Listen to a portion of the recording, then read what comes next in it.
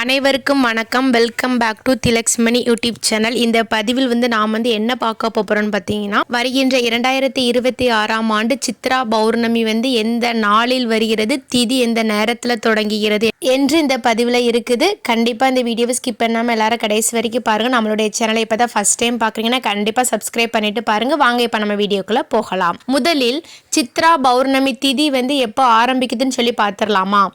April 30ஆம் தேதி இரவு 9:51 தொடங்கி, அதாவது அடுத்த நாள் மே 1ஆம் தேதி வெள்ளிக்கிழமை அன்று இரவு 11:07 வரைக்கும் இந்த பௌர்ணமி திதி இருக்குதுங்க.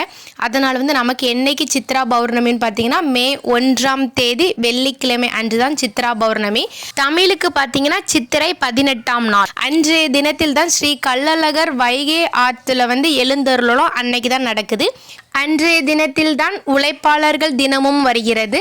சரி, இப்போ சித்ரா பௌர்ணமி அன்று கோவிலுக்கு சென்று இறை வழிபாடுகள் நிச்சயமாக செய்யுங்கள். மேலும் சித்ரா பௌர்ணமி அன்று நாம் விரதமிருந்து விளக்கேற்றி வழிபாடு செய்தால் தானியம் கிடைக்கும் என்று ஐதீகமாக சொல்லப்படுகிறது. அதனால நிச்சயமாக சித்ரா பௌர்ணமி அன்று இறை வழிபாடு செய்யுங்கள். மேலும் அன்றைய தினத்தில் நீங்க இதுவரைக்கும் திருவண்ணாமலையில் கிரிவலம் செல்லவில்லை என்றால் நிச்சயமாக சித்ரா பௌர்ணமி அன்று கிரிவலம் செல்வதற்கு பாருங்கள். இவ்வாறு நீங்கள் சித்ரா பௌர்ணமி அன்று கிரிவலம் செல்வதால் உங்களுக்கு அதீத நன்மைகள் கிடைக்கும். திரும்பவும் ஒருக்கா சொல்றேன், என்னைக்கு சித்ரா பௌர்ணமின்னு பார்த்தீங்கன்னா, மே 1ஆம் தேதி வெள்ளிக்கிழமை அன்று சித்திரை 18ஆம் தேதி சித்ரா பௌர்ணமி வருகிறது. ஓகே நண்பர்களே, இந்த தகவல் உங்கள் எல்லாத்துக்குமே ரொம்பவே பயனுள்ளதாக இருந்திருக்கும்னு நினைக்கிறேன். இது போல் தொடர்ந்து வீடியோஸ் பார்க்குறதுக்கு கண்டிப்பாக நம்மளோட திலக்ஸ்மணி யூடியூப் சேனலை சப்ஸ்கிரைப் செய்யுங்கள். தேங்க்யூ ஃபார் யுவர் வாட்சிங். இனி அடுத்து இதே மாதிரி ஒரு நல்ல பதிவில் சந்திக்கலாம். நன்றி, வணக்கம்.